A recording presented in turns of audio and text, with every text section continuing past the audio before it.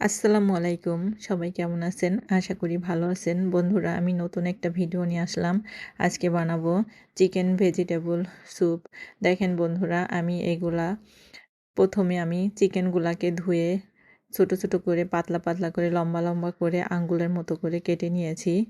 একটা মুরগির বুকের মাংস আমি পুরাটাই দিয়ে দিছি। এরপরে ফুলকপি, গাজর, মটরশুঁটি আর বেবিকর্ন আমি দিয়ে এটাকে চুলায় বসিয়ে দিলাম একটু লবণ দিয়ে। আর পানি দিচ্ছি। আমি এই মগের ২ মগ পানি দিয়েছি। আপনারা বেশি কম যেটুকু করবেন সেই অনুযায়ী পানি দিবেন।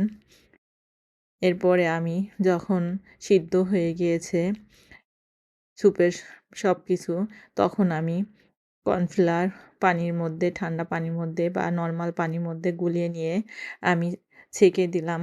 কারণ এটা দলা থাকে এবং ময়লা থাকলেও ছাঁকনিতে বের হয়ে যাবে। এরপরে আমি চামচ দিয়ে নাড়াচাড়া করতেছি। দেখেন বন্ধুরা, এটা যখন ঘন হয়ে আসবে, তখন আমি একটা ডিম ফেটে দেব। যতক্ষণ পর্যন্ত ঘন না হচ্ছে, ততক্ষণ পর্যন্ত আমি নাড়াচাড়া করে নিলাম। এরপরে আমি একটা ডিম ভেঙে বাটিতে নিয়ে আমি চামচ দিয়ে ফেটে নিচ্ছি ভালো করে। যখন সম্পূর্ণ ফাটা হয়ে যাবে, তখন আমি অল্প, অল্প করে দিব আর এক হাত দিয়ে চামচ দিয়ে নাড়াচাড়া করব। সবটা আমি পুরোটা একবারে দিব না। আমি অল্প করে দিব আর নাড়াচাড়া করব। এভাবে দিলে অনেক সুন্দর হয়। স্যুপের ডিমগুলা ছাড়া, ছাড়া হয়।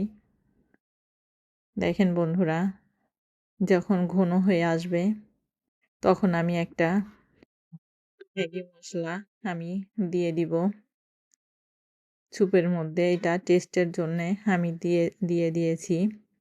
সঙ্গে একটু চিনি দিয়েছি ১ চিমটি। এরপরে আমি ঘরে বাটার ছিল আমার ঘরে নিজের বানানো।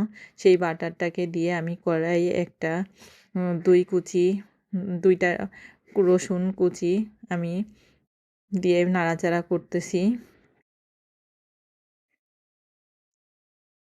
এরপরে রসুনটা কালার আসা পর্যন্ত আমি নাড়াচাড়া করে এরপরে আমি স্যুপগুলা ঢেলে দিলাম। আপনারা তেল দিয়েও করতে পারেন। আমার ঘরে বাটার ছিল তাই আমি বাটার দিয়েছি স্বাদের জন্যে। এটা আলাদা একটা ঘ্রাণ আসে। আর একটা টমেটো কুচি করে দিলাম।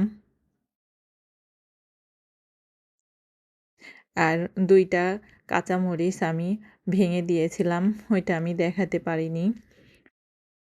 আপনারা কুচি করেও দিতে পারেন কাঁচামরিচ। আমি আস্ত কাঁচামরিচটাকে ভেঙে দিয়েছি। এরপরে দেখেন বন্ধুরা আমার স্যুপ তৈরি হয়ে গেল। মজাদার স্যুপ বড় ছোট সবারই খুব পছন্দ হবে। অনেক মজার এবং শরীরের জন্যও অনেকই উপকার। ভালো থাকবেন বন্ধুরা। আল্লাহ হাফেজ।